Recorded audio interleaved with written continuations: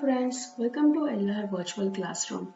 As we talked about the detailed introduction about the Power BI, the various elements, the components of Power BI, understanding how the data flow between the various Power BI servers, Power BI report and mobile application, and what are the activities that you do for creating a report in Power BI desktop. A lot many sections we covered in the introduction tutorial. We also had about the top 10 blogs and the YouTube channel that you have to refer for your training purpose. Let's see about a Power BI service in this tutorial. Let's get started. For Power BI service, you need to have a unique account for Power BI, for which you have to sign up by following this step-by-step process as suggested by the Microsoft.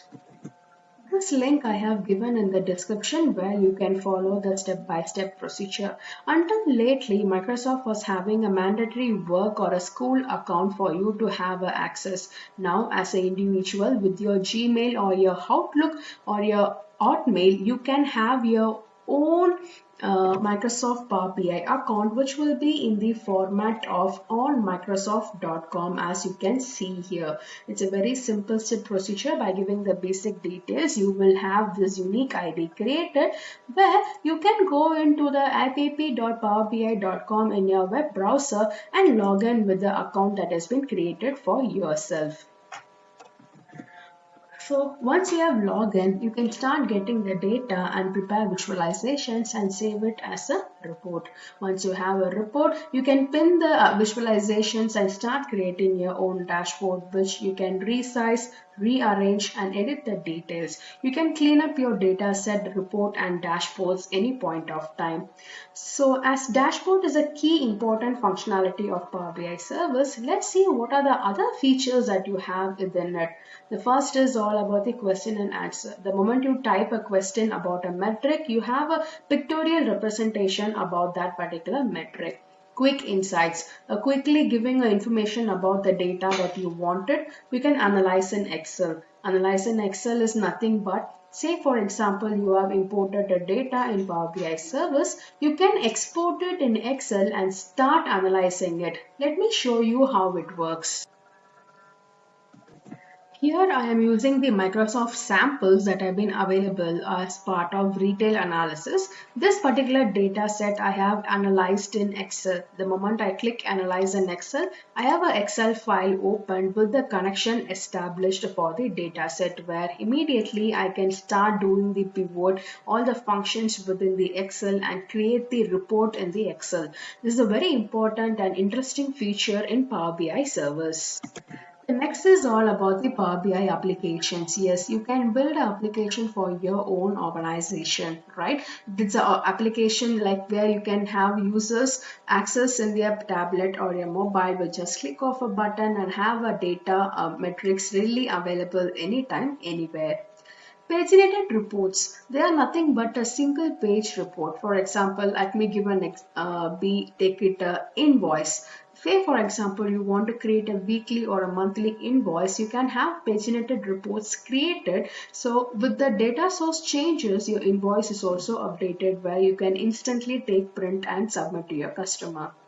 Email subscriptions, data alerts, cross-report drill through are the other functionalities that are available in the Power BI service. As creating a dashboard is a key thing in Power BI service, let's understand more about it. It's very important to know that dashboard is coming from various reports and data sets. It means that, say for example, you have 3 team members who are working in 3 different locations and they are sharing 3 different reports to you. All these 3 reports are using a 3 individual data sets like Excel, SQL, etc. As an end user, you can create your own dashboard, a story about your data by pinning the visualizations that you have in different reports. It's a very important to know dashboards are coming from different reports. Let's deep dive into key differences between the dashboard and the report. Dashboard is one page, report is one or more pages. Data source, it can be multiple for dashboard, whereas for report, it is just going to be a one data set. When I say data set, it can be a collection of Excel, CSV, Azure, SQL data, etc. You can slice and dice the data in the report, whereas you cannot do in the dashboard. You can have alerts or email subscriptions. When I say that, say you want to have an update about a particular KPI whenever the data source changes. So when you have an email alert, the moment the data source changes, you have a detail what value has been changed in a particular metric. Whereas these kind of alerts and subscriptions are not possible in reports. You can set a dashboard as a featured or your favorite one, whereas a report is just going to be like a single XLS file or a .ppix file format where you're gonna have create your reports. Application is also an important part of the component. Let's see what are the other components that we have. My workspace is a unique space that is available for you to create your own content. Data flow is very similar to data set, just that you're going to have for complex and large projects from multiple data sources within your organization. Data flow is not available in the My Workspace. Power BI report, as we saw, is going to be one or more pages. Dashboard, which is being pinned from visualizations from various reports.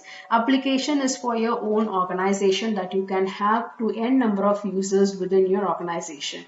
There are two ways that you can have for your app consumers. One by having a premium capacity, one without the premium capacity. If you don't have a premium capacity, then all the users must have the pro license. If you have the premium capacity, then people don't have to have the pro license, but they can view the content only. They cannot create any reports or use the underlying data sets. It's very important to understand these two things. Let's go and have a look at the user interface of the Power BI service.